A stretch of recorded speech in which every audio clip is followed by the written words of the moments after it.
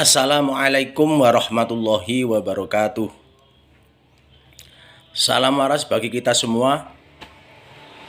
Niki nyuwun sewu, saya sebagai warga Indonesia yang mempunyai hak untuk bicara, menanggapi omongan orang lain.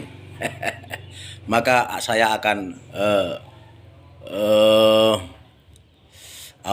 merealisasikan hak saya berbicara di media sosial. Sebelumnya sekali lagi salam waras bagi kita semua. Niki santri beling wong desa sing ora tau ngaji mau komentar. Begini saudara-saudaraku, saya menanggapi, mencermati dan menyimpulkan apa yang didhawuhkan oleh panjenenganipun Romo Kiai Haji Imron Mutamakin, Ketua Tanfidiyah PCNO Kabupaten Pasuruan. Beliaunya dawuh atau mengatakan bahwa sekarang ini ada oknum lah, katakan begitu, mengacak-ngacak tatanan yang sudah ada. Yang dimaksud tatanan yang sudah ada itu adalah Ba'alawi. Mengacak-ngacak. Dia secara garis besarnya dawuhipun ngoten, ya.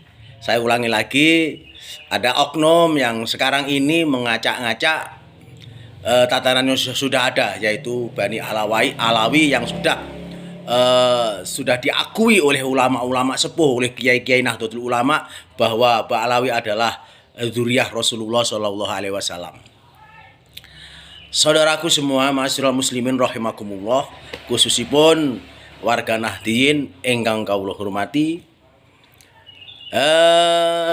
karena panjenenganipun Romo Kiai Haji Imron Mutamakin dawuhipun ngoten, kula nggih sekedhik akan memberikan satu tanggapan. Sebenarnya kalau saya teliti-teliti kasus Ba'alawi ini yang mencuat, ini kemarin-kemarin itu tidak ada masalah. Tidak ada masalah. Ya nggih, mboten wonten masalah. Dan sebenarnya bagi saya, ya, menyontoh perilaku-perilaku baik itu secara umum tidak harus kepada orang yang mempunyai nasab Kanjeng Nabi, tidak. Sopo wae kalau kuwi apik tak contoh. Untuk sekarang, nggih. Sopo wae nek iku apik, karyanya baik, akan saya contoh. Itu. Saya wong Jawa nggih, wong Jawa, tidak tahu nasab, tidak pernah tahu siapa saja. Bapakku ngomong sapa wae sing apik ayo dicontoh, ditiru. Sing apik dienggo, sing elek dibuang. Itu orang tua saya mengatakan semacam itu.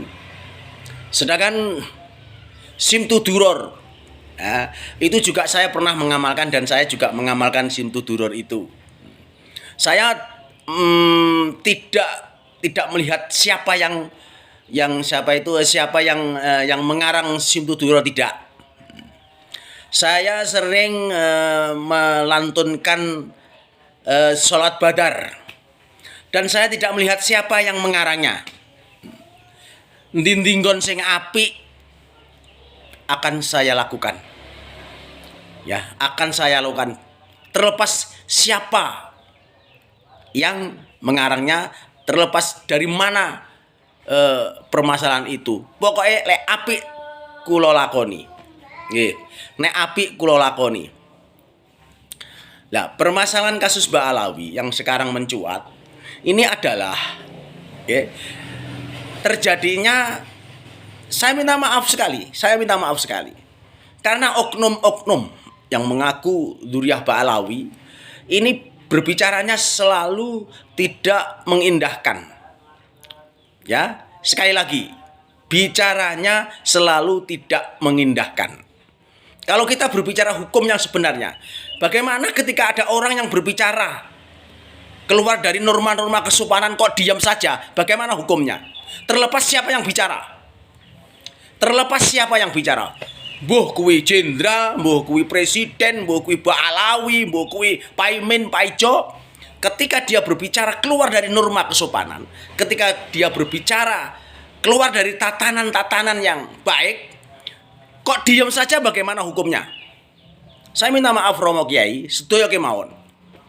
Karena selama ini yang saya tahu, yang menjadi panutan saya itu para kiai, para sesepuh. Lah ketika ada orang yang mengatakan tidak senonoh yang ditujukan kepada para kiai, para sesepuh, kok diam saja? Bagaimana hukumnya? Nah ini yang menyebabkan ramene dibuka semuanya. Bagaimana keturunan Ba'alawi keasliannya? Ini hanya terjadi karena oknum habaib yang memang bicaranya jelas-jelas tidak mencerminkan akhlakul karimah. Lo tolong para kiai nggih, tolong para kiai. Panjenengan niku nek dawuh empun nyawang keturunane. Ketika ada siapa saja yang bicara enggak benar, monggo jenengan niku panutan kula nut, jenengan tegur, empun mendel mawon. Lah karena diamnya sampean panjenengan itu sehingga terjadi kasus-kasus yang semacam ini yang menurut panjenenganipun Romo Kiai Imron Mutamakin bahwa Ba'alawi diacak-acak. Ini terjadinya karena sampean itu diam. Ketika ada orang Ba'alawi berbicara yang keluar dari norma-norma, bahkan yang diserang itu warga kita, orang kita, kiai kita, Nahdlatul Ulama. Saya sakit sebagai warga Nahdlatul Ulama. Saya sakit. Kenapa orang-orang yang selama ini saya agungkan? Kenapa orang-orang yang selama ini saya tokohkan? Ketika ada orang yang berbicara sangat tidak baik, kok diam saja? Padahal berbicaranya dia itu di media sosial, yang di situ akan dilihat oleh cucu-cucu kita. Begitu. Sehingga terjadi polemik semacam ini, diawali oleh pembicaraan-pembicaraan yang kurang baik. Saya minta maaf. Kalau mengkoreksi semuanya, dikoreksi yai. Mungkin hanya sepihak. Saya hormat kepada Ba'alawi. Saya hormat kepada Ba'alawinya bukan karena keturunannya. Saya hormat karena memang saya cinta kepada turunan Rasulullah, cinta. Tetapi kalau berbicaranya nggak benar, bukan berarti itu menjadikan dasar kebenaran karena keturunan. Nek salah ya mesti salah. Walaupun itu keturunan Rasulullah, walaupun itu dekat dengan Allah, kalau memang salah, ya salah. Hukumnya begitu. Tidak terus menjadi benar karena turunan Rasulullah, tidak. Lah ketika ada orang yang berbicara salah, kok kita tahu diem, bagaimana hukumnya? Membiarkan kesalahan, membiarkan kemungkaran. Suatu bentuk contoh lagi sekarang ini sudah berkembang, ya. Cerita-cerita khurafat, cerita-cerita yang nggak benar, cerita-cerita yang sangat tidak masuk di akal. Diceritakan di media sosial yang mana media sosial itu nanti akan dibaca, dilihat oleh anak cucu kita. Berarti itu menyebarkan satu cerita yang sesat. Loh kita tahu kenapa kok diam? Romo Kiai monggo nggih, monggo. Panjenengan tegur. Saya tidak bermasalah itu Habib asli dan saya tidak bermasalah. Yang penting dia itu mengajarkan sesuatu ajaran yang baik, saya akan hormat dan saya akan lakukan itu. Tetapi ketika ada pembicaraan yang tidak benar kok diam, bagaimana hukumnya? Ini permasalahannya di sini Romo Yai, di sini. Permasalahannya di sini. Jangan diboela mati-matian karena Ba'alawi begini, tetapi ketika ada bicara yang nggak benar, menghina NU, menghina kiai kita kok malah diam. Loh, ketidakbenaran kok malah didiamkan? Ini bagaimana hukumnya? Saya sebagai orang bawah, sebagai grassroots, ini merasakan ketidaknyamanan, saudaraku. Romo Kiai, ketidaknyamanan. Maka saya tolong benahi yang sebenarnya supaya tidak akan terjadi permasalahan-permasalahan yang mengembang. Karena terjadi permasalahan yang mengembang itu karena ada pembiaran kesalahan-kesalahan yang awal dibiarkan sehingga mengembang. Ingat, kita ini hidup tidak di hutan. Kita hidup ini bermasyarakat. Jadi aturan-aturan dipakai, terlepas itu zuriyah sapa ae. Nek urip bermasyarakat tolong berbicara yang bagus, jangan sampai menghina. Suatu bentuk contoh yang sudah terjadi. Tolong. mengatakan bahwa kiai ulama dekat-dekat pemerintah itu anjing, itu babi. Lu kenapa kok diem? Ketika ada permasalahan yang berkembang karena hanya gara-gara omongan itu, kok malah dikomentari yang macam-macam. Akar permasalahannya itu Romo Kiai, tolong itu dibenahi. Terlepas itu siapa saja, nek omong ora apik iki dibenahi. Begitu. Lah kita sebagai warga, sebagai orang bawah, sebagai grassroots, isone nggih ngeten iki. Yang gaungnya tidak akan terdengar oleh pusat, yang gaungnya tidak akan didengar oleh dunia. Lah dumateng panjenenganipun Romo Kiai, nggih, jangan dibiarkan pembicaraan-pembicaraan yang tidak benar. Lah bagi orang-orang yang bodoh, yang tidak tahu agama, kalau yang ditokohkan itu membiarkan, nanti dianggapnya benar oleh anak-anak cucu kita. Bagaimana? Ya kasus yang lama. Saya minta maaf sekali. Idola saya, kiai saya dikatakan buta mata, buta hati. Loh kenapa Romo Kiai kok diem? Mestinya ya dituturi. Karena diam nih Romo Kiai sehingga permasalahan ini mengembang. Jangan salahkan. Cara basa Jawa ini kriwian dadi grojokan. Mestinya sebelum jadi grojokan, kriwian itu ndang ditutup. Biar tidak jadi grojokan. Saya minta maaf Romo Kiai nggih, khususnya Kiai Haji Imron Mutamakin, Ketua Tanfidiyah PCNU Kabupaten Pasuruan. Tolong kalau membenahi itu semuanya.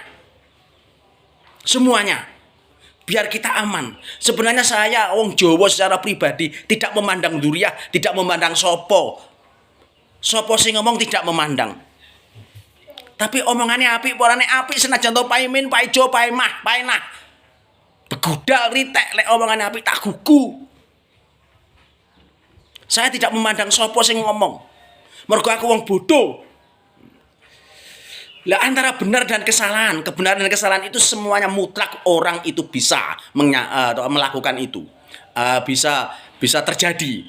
Saelek-elek wong yo iso bener, saapik-apik wong yo iso salah. Maka saya minta maaf kepada Romo Kiai, iki jeritane wong desa, jeritane wong isor. Ketika ada pembicaraan yang sifatnya mengganggu atau mengancam kestabilan nasional, ayo ndang dibenahi, jangan diam saja. Ya, satu bentuk contoh lagi yang sekarang ini terjadi. Mengatakan bahwa Duriya Wali Songo itu terputus loh. Itu gimana? Kok tidak dibicarakan itu? Padahal yang bicara siapa? Mbak Alawi itu. Kaum Mbak Alawi. Mengatakan bahwa Duriya Wali Songo terputus. Kalau toh tidak terputus itu dari darah ibu. Ini, lo itu kudunya yo dikritik dong, yo dibenarkan dong. Jangan sepihak. Jangan sepihak, ya. Saya minta maaf ya, saya minta maaf. Iki ceritane wong desa. Komentare ngeten iki. Tolong panjenengan para kiai nenek sing salah dibenerne jenengan niku panutan kula. Mun dibiarkan setelah terjadi satu permasalahan yang meluas baru gelem omongnya tur tidak ada di tengah-tengah, tawazun iktidalnya ndak ada. Bahkan cenderung membela yang sebelah. Padahal ini terjadi permasalahan itu karena apa? Karena memang pembicaraan yang dibiarkan yang tidak benar itu. Saya minta maaf Romo Kiai, saya minta maaf ya. Saya minta maaf, beribu-ribu maaf. Kula wong desa. Saya tetap hormat kepada Romo Kiai. Saya tetap hormat sampean batongatan. Mbok bilih wonten kesalahan kawula. Kula nyuwun ngapura. Kula nyuwun ngapura ingkang saageng-agengipun. Wallahul muwaffiq ila aqwamit thoriq. Wassalamualaikum warahmatullahi wabarakatuh.